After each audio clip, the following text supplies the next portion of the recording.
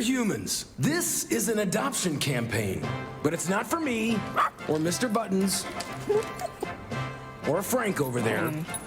It's for you, humans. This is a call to humans to adopt our movement, to adopt our cause. This isn't just about saving one of us. It's about saving all of us. Thousands of lives, every single day. It's about support for every one of us four, and sometimes not four-legged best friends, waiting to meet a best friend of our own. With Best Friends Animal Society leading the charge. Shelter by shelter, city by city. We can save thousands of pets each day. Join us. Together we can save them all.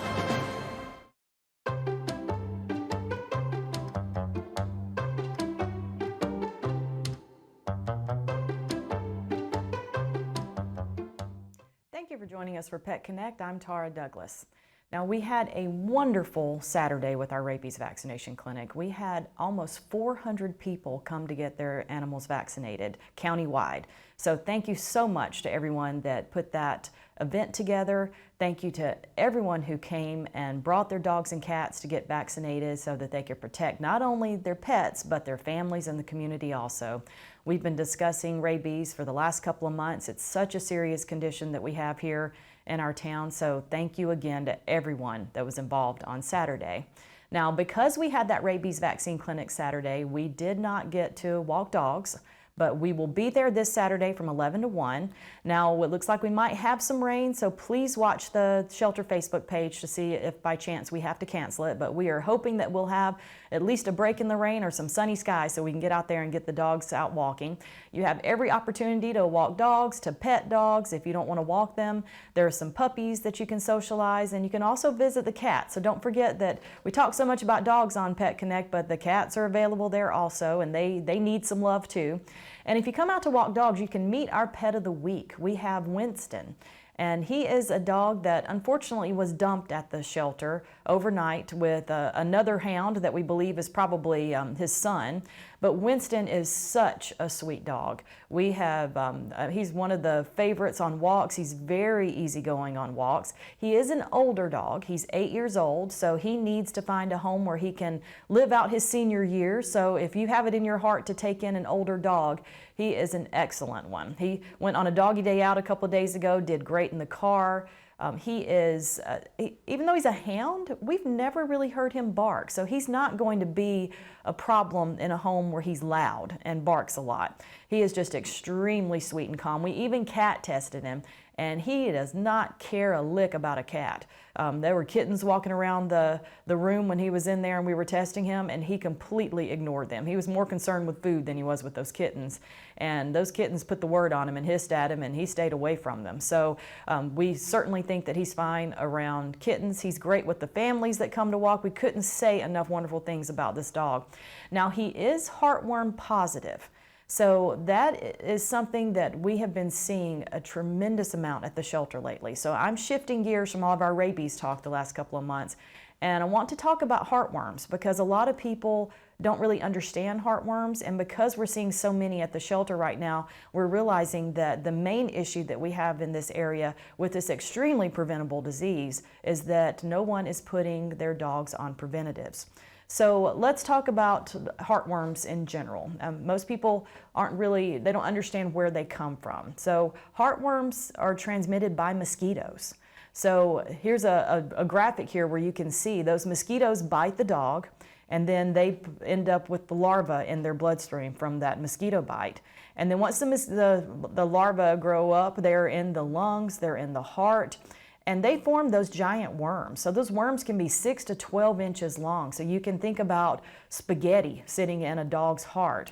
And there's a picture of some actual heartworms. So they do look like spaghetti. That is an actual bundle of heartworms there. So you can imagine if you have those worms in your heart, in your lungs, or in the heart or lungs of the dog, it can cause some clotting and it can decrease blood flow. So there are it's very dangerous for a dog, but it's so highly preventable. And so those heartworms can live in the heart for years and they keep reproducing. And so the heartworm positive dogs, initially don't really have any symptoms. You don't even realize your dog has it. But once those heartworms reproduce and get bigger, the dog can start having fatigue, it can start coughing, it can lead to heart failure, they can lose weight. And by the time you see that those heartworms are there and you see those symptoms, it's gotten to where it's more advanced and it's almost too late. So you want to really prevent these worms right here you see in this picture from being in your dog's heart and lungs. So what happens is that a lot of people when I talk to them, they don't realize that mosquitoes are what transmit the heartworms. So it's not something that's transmitted dog to dog. So if you come out to the shelter to meet a dog and you want to bring your family pet so that they can see how the dogs get along, or if you want to foster to adopt a dog that happens to have heartworms from the shelter, it's not going to give your pet heartworms.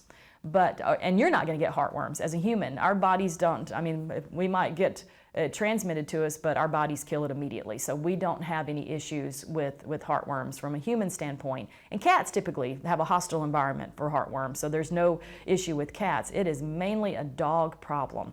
So you've got to look into getting preventatives for your dogs because it's, like I said, it is highly preventable, so you don't have to deal with this.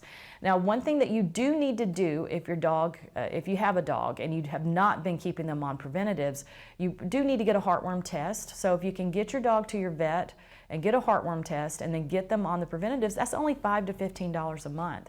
Because once your dog gets heartworms, the treatment can be up to $1,000 or more. And so it's much better to pay that cost up front if you can for the heartworm test and go ahead and get them on preventatives so you don't end up later with such a huge cost. Because this is definitely a situation where an ounce of prevention is worth a pound of cure, because you don't want to get to that point where you're having to treat.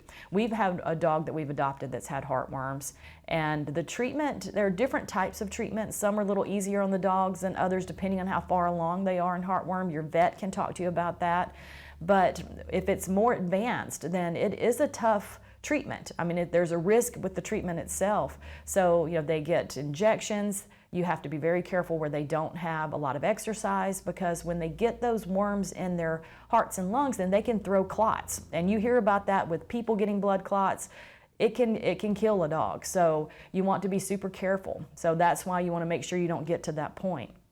But the great thing about the heartworm positive dogs at the shelter is that if you adopt a heartworm positive dog, then that is part of the adoption fee, is to get heartworm treated. So we raise money for that. So we do everything we can to get that dog treated properly, so you don't have to treat it yourself if you adopt a heartworm positive dog. So that is another way that you can possibly help with the situation.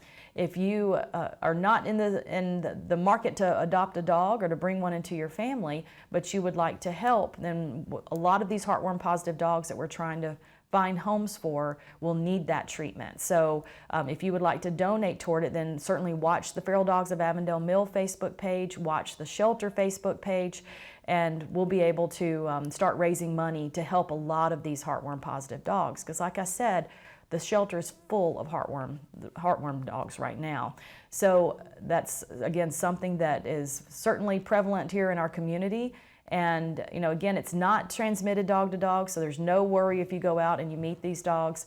But do think about the fact that if we have a lot of heartworm positive dogs in this area, then a lot of the mosquitoes in this area have been biting heartworm positive dogs. So a lot of the mosquitoes could be carrying it. So please protect your dog. And a misconception real quick before we go is that if your dog's an inside dog, you don't need preventatives.